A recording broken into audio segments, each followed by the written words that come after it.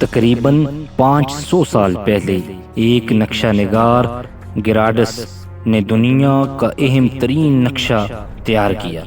عالمی نقشہ بنانے کی یہ پہلی کوشش نہیں تھی اور یہ کوئی اتنا درست بھی نہیں تھا۔ مثلاً اس میں آسٹریلیا موجود ہی نہیں تھا اور شمالی اور جنوبی امریکہ کو بھی صحیح طریقے سے نہیں دکھایا گیا۔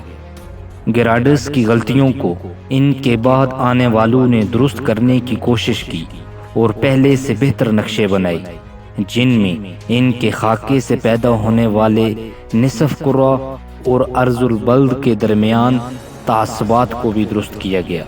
لیکن گیراڈس کا نقشہ ان کے 16ویں صدی کے ہم عصروں کے تیار کردہ دیگر نقشوں کے ساتھ زمینی سطحوں کی ایک حقیقی عالمی تصویر کو ظاہر کرتا ہے، ایک ایسا خیال جو تب سے لوگوں کے ذہنوں میں برقرار ہے۔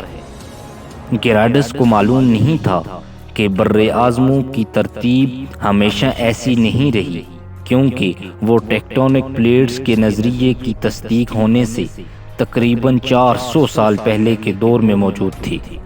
نقشے پر 7 بر اعظموں کی پوزیشن کو دیکھتے ہوئے یہ سمجھنا آسان لگتا ہے کہ وہ ہمیشہ سے ایک ہی جگہ جمے ہوئے ہیں۔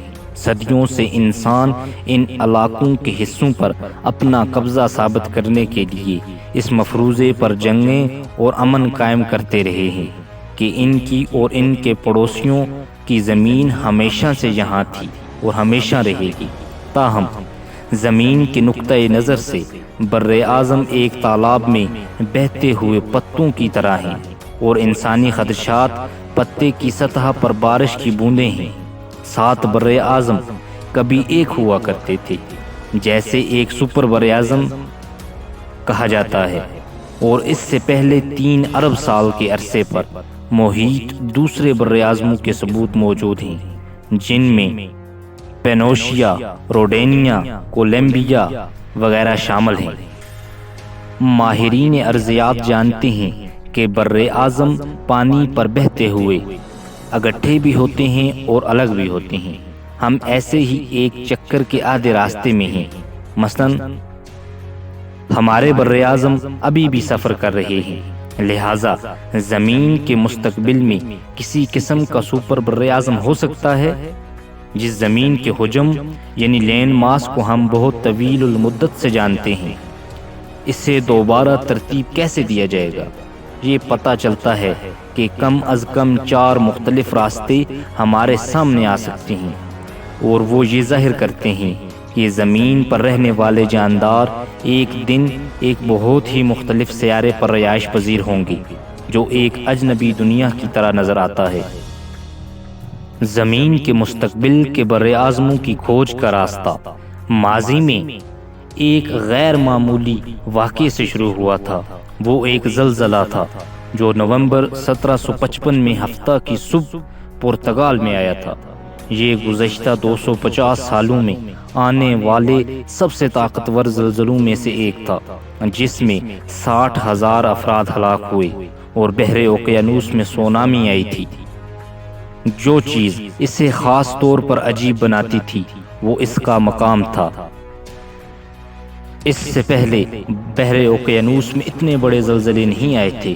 یہ بہت ہی عجیب منظر تھا۔ اس پیمانے کے زلزلے عام طور پر بڑے زونز یا ان کے قریب آتے ہیں جہاں سمندری پلیٹیں بر اعظموں کے نیچے ڈوب جاتی ہیں اور گرم لاوے میں پگھل کر ختم ہو جاتی ہیں۔ ان میں تصادم اور تباہی شامل ہے۔ سن 1755 کا زلزلہ تاہم ایک غیر فعال باؤنڈری کے ساتھ ہوا تھا، جہاں بحر اوقیانوس کے نیچے موجود سمندری پلیٹ یورپ اور افریقہ کے بر اعظموں میں آسانی سے ضم ہو گئی تھی۔ سن 2016 میں ایک نظریہ پیش کیا گیا کہ شاید ان پلیٹوں کے درمیان لگے ٹانکے کھل رہے ہوں اور بڑے پیمانے پر پھٹنے کا وقت آ گیا ہو۔ وہ کہتے ہیں کہ یہ ایک قسم کا متعدی طریقہ کار ہو سکتا ہے، یا گاڑی کے ونڈ سکرین میں 2 چھوٹے سوراخوں کے درمیان شیشے کے ٹوٹنے جیسا۔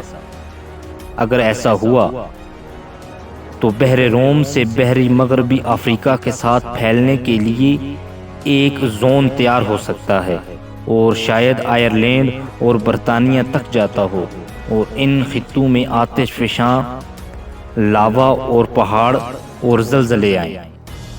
اور اگر ایسا ہوتا ہے تو بحر اوقیانوس آخر کار بند ہونے کا باعث بن سکتا ہے، اور اگر بحر الکائل کا بھی بند ہونا جاری رہا جو پہلے ہی اس کے گرد رنگ آف فائر کے ساتھ ہو رہا ہے، تو آخر کار ایک سپر براعظم بن جائے گا۔ تو دوستو، آپ کو یہ ویڈیو کیسی لگی؟ اگر ویڈیو پسند آئی تو ویڈیو کو لائک، شیئر اور چینل کو سبسکرائب کریں۔ آپ کا بہت شکریہ۔